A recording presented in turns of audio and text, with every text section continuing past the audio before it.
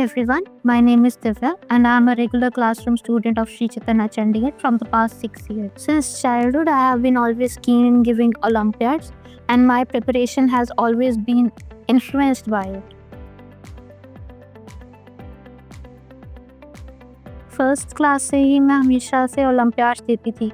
शुरुआती क्लासेस में जैसे हम स्कूल के ओलंपियाड्स होते हैं SOF या फिर बाकी ओलंपियाड्स हो गए, उनकी तरफ हमेशा से ही मैं साइंस और मैथ्स को देती रहती थी।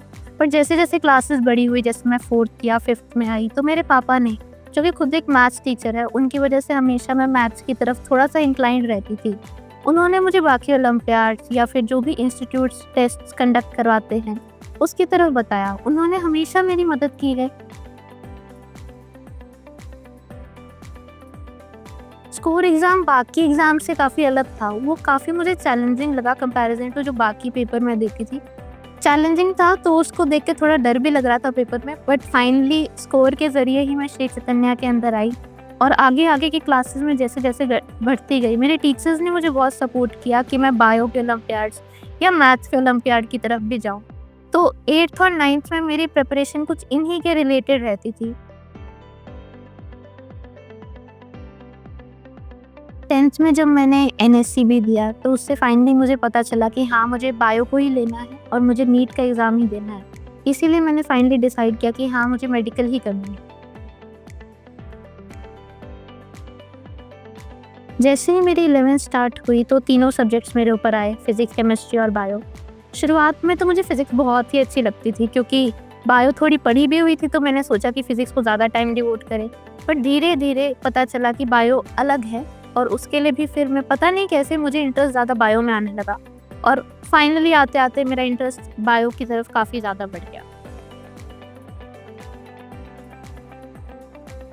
स्कूल और श्री चैतन्या की क्लासेस के बाद जब मैं घर जाती थी तो उसके बाद मैं काफ़ी थक जाती थी। तो कभी कभी तो मैं रहता था कि थोड़ा एक्सरसाइज की तरफ ध्यान दे, तो करीब 30 से 45 मिनट के करीब रोज़ मैं एक्सरसाइज की तरफ ज़रूर ध्यान देती थी, क्योंकि इतना ज़्यादा थकने के बाद थोड़ा सा रिलैक्स, जो भी आपकी हॉबीज़ होती है उसकी तरफ तो हमेशा ध्यान जाना ही चाहिए। इससे प्रोडक्टिविटी तो बढ़ती है, साथ में मन भी शांत रहता है और खुश रहते हैं। 12th में थोड़ा सा रिग्रेस हो गया था शेड्यूल, तो उसके हिसाब से मैंने अपना शेड्यूल बदला था। बट हमेशा मेरी कोशिश तो रहती थी कि दिन में करीब 15 या 30 मिनट तो मैं निकाल ही लूँ, तब भी अपनी एक्सरसाइज या कोई भी रिक्रिएशनल एक्टिविटी। जैसे मुझे ड्राइंग बहुत पसंद थी, तो कभी कभी मैं फ्री टाइम में 10-15 मिनट के लिए बना लेती थी या फिर नीचे घूमने चली जाती थी। इससे मेरा मन खुश रहता था, क्योंकि प्रेशर जैसे जैसे बढ़ता है तो वैसे वैसे थोड़ा सा आपको अपने लिए टाइम निकालना पड़ता है। तो 11th में जो सेल्फ स्टडी था वो मैं 4 से 5 घंटे रखती थी स्टार्टिंग के टाइम में। जैसे जैसे हमारा टेस्ट की फ्रीक्वेंसी या फिर ये सब कुछ बढ़ा, तो मेरा सेल्फ स्टडी का भी टाइम 5 से 6 घंटे या कभी कभी 6 से 7 घंटे तक चला जाता था। जब 12th के बोर्ड के एग्ज़ाम्स ख़त्म हो गए थे, उसके बाद तो मैं पूरा ही दिन श्री चैतन्या में बैठी रहती थी। कुछ ऐसे टॉपिक्स थे जिसमें मुझे बहुत दिक्कत आती थी, स्पेसिफिकली जो याद करने वाला पार्ट था, जैसे प्लांट किंगडम हो गया या एनिमल किंगडम हो गया या फिर इनऑर्गेनिक केमिस्ट्री हो गई।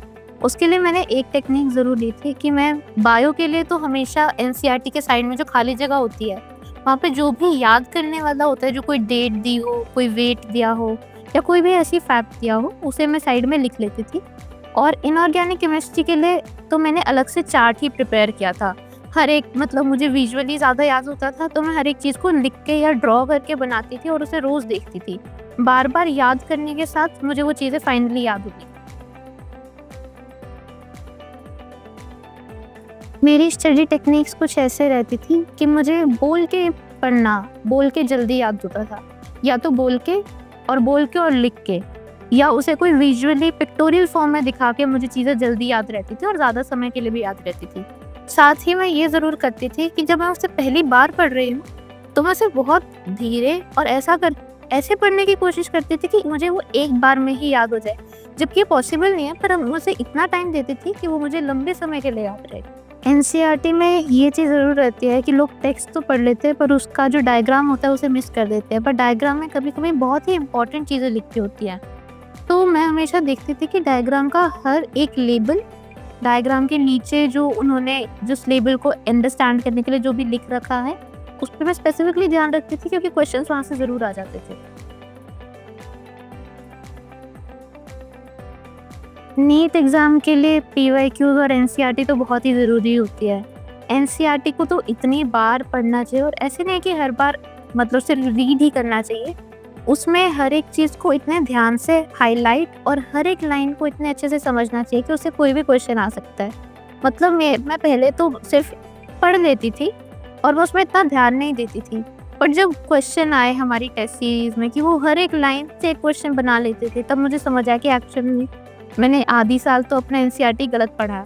तो उसे फिर मैंने फिर से एकदम ढंग से पढ़ा, हर एक वर्ड, हर एक लाइन को हाइलाइट किया और साथ में पीवाईक्यूज़ की तो बहुत ही इम्पोर्टेंस रहती है। पिछले 5 साल के पीवाईक्यूज़ को तो मैं हमेशा उसको एनसीईआरटी में ही लिख लेती थी। उसके पहले वाले इतने इम्पोर्टेंट नहीं रहते, पर फिर भी मैंने सारे ही सालों की पीवाईक्यूज़ किए थे।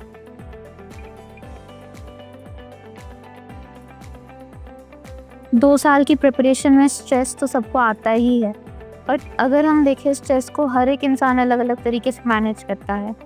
मुझे स्ट्रेस मैनेज करने के लिए मैं अपनी हॉबीज़ को स्पेसिफिकली मैं ध्यान में रखती थी। पेरेंट्स से ज़रूर बात करती थी, टीचर से जब भी मुझे बुरा लगता था कि मेरा टेस्ट अच्छा नहीं गया है या कुछ मेरे साथ अच्छा नहीं हो रहा है, मैं टीचर से स्पेसिफिकली जाके बात करती थी कि वो जो भी प्रॉब्लम होती थी उनके सामने बस रख देती थी। नीट एग्ज़ाम से 1 दिन पहले तो मैंने बस सोच लिया था कि कुछ नहीं पढ़ना है। पूरे दिन मैं बस यहाँ-वहाँ घूम ही रही थी, बात कर रही थी, थोड़ा हँस रही थी क्योंकि अंदर से स्ट्रेस तो बहुत ही ज़्यादा होता है उस दिन।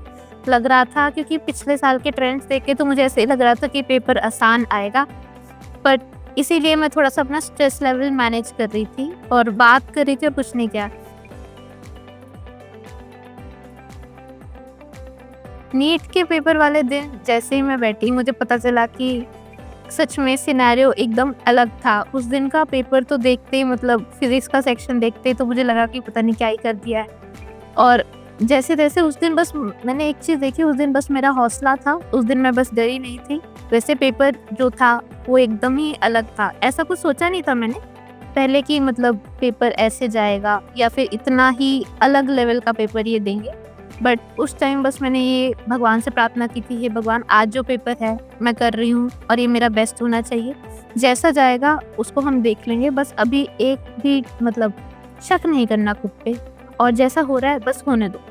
और उसके बाद जैसे ही पेपर ख़त्म हुआ उस टाइम तो बस मुझे लग रहा था कि पता नहीं, मुझे नहीं लगता कि 2 साल की मेहनत मुझे मतलब सच में लग रहा था कि 2 साल से ज़्यादा का टाइम चाहिए इस पेपर को तैयार करने के लिए। बट उस टाइम तो मैं बहुत ही उदास थी पूरे दिन।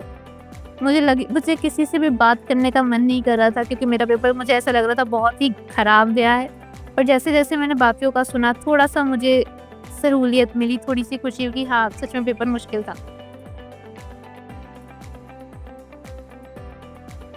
पूरी जर्नी में, इस 2 साल की पूरी जर्नी में सबसे बड़ा कंट्रीब्यूशन तो फैमिली का ही रहता है।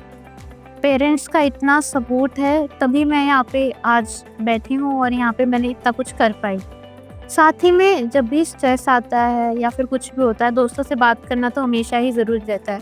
मेरे दोस्त बहुत ही मैं भाग्यशाली हूँ, मुझे इतने अच्छे दोस्त मिले थे कि जब भी मुझे कोई परेशानी होती थी मैं उन्हें बता देती थी और हम इतने खुश रहते थे कि पता ही नहीं चलता था कि समय कैसे पास हो जाता है। घर पे जाते हैं हमेशा पेरेंट्स का सपोर्ट रहता ही है, चाहे पेपर ख़राब गया हो, अच्छा गया हो, दिन मेरा कैसा भी जा रहा हो, उन्होंने मेरी हमेशा मदद की है।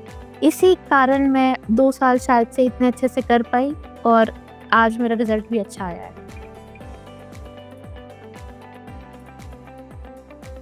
अगर मैं फिर से अपनी जर्नी को दोबारा करना चाहूँ तो एक चीज़ ज़रूर है, मैं फ़िज़िक्स को ज़्यादा पढ़ना चाहूँगी, बायो को थोड़ा कम, फ़िज़िक्स को थोड़ा ज़्यादा क्योंकि इस बार का पेपर देख के तो बस होश ही उड़ गए थे।